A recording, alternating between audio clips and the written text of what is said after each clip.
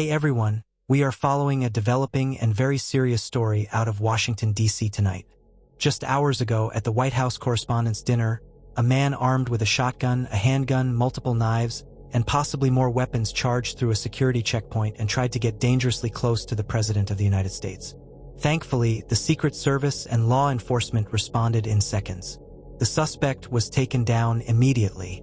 One Secret Service officer was shot but is expected to be okay. His bulletproof vest saved his life. The suspect himself is now in the hospital being evaluated, but officials say he was not shot during the takedown. We are learning new details by the minute. Let's break down exactly what happened and what investigators are telling us right now. According to multiple sources and the Attorney General of the United States, the suspect has been identified as Cole Allen, 31 years old, from Torrance, California. Right now, federal agents are executing search warrants at residences associated with him in California and at the hotel room where he was staying here in D.C.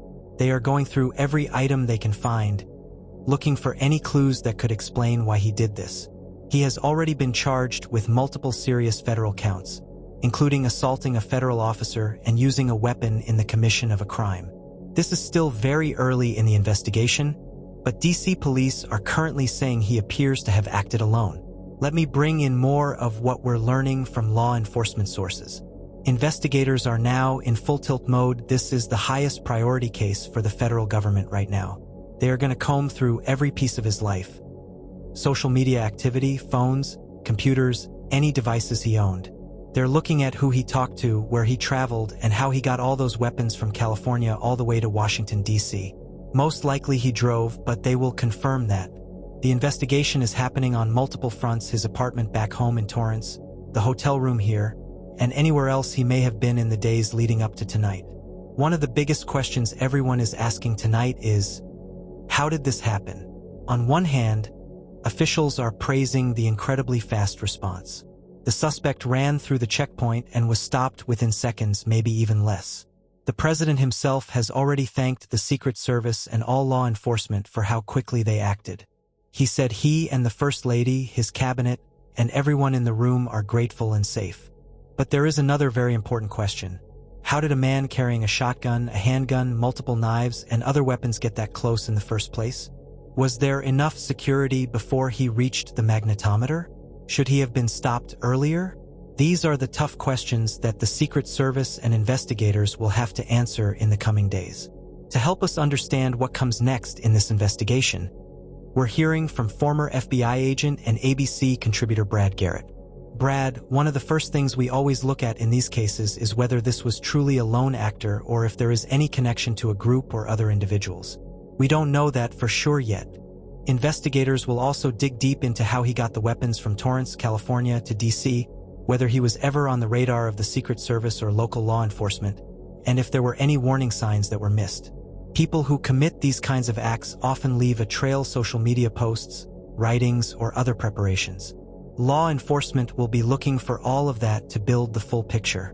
We also know the suspect is currently in the hospital being evaluated.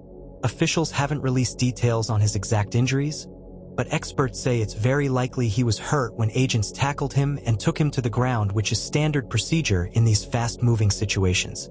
He is expected to be arraigned on Monday. Until then, the investigation continues at full speed. This incident has already sparked a lot of conversation about security at major events where the president appears. The configuration of checkpoints, magnetometers, and crowd screening is going to be looked at very closely. The room layout and where security has to stand can sometimes create challenges. But the question remains, was there any way to stop him even earlier? That will be one of the biggest reviews in the days ahead. At the same time, the quick action tonight prevented what could have been a much worse situation. The president has made it clear he is grateful to the men and women who put themselves in harm's way. Right now, the American people are watching and waiting for more answers. This is still an active investigation, and officials are being very careful with what they release. We will continue to follow every new development: the searches in California, the hotel room evidence, the full background on Cole Allen, and any updates on the injured Secret Service officer. This has been a tense night in Washington, but the system worked fast, and the president and everyone at the event are safe. We will keep you updated the moment anything new breaks. Drop your thoughts in the comments. What questions do you still have about how this happened? Make sure to like, subscribe, and hit the notification bell so you don't miss any updates on this fast-moving story. Thank you for watching, stay safe, and we'll see you in the next update.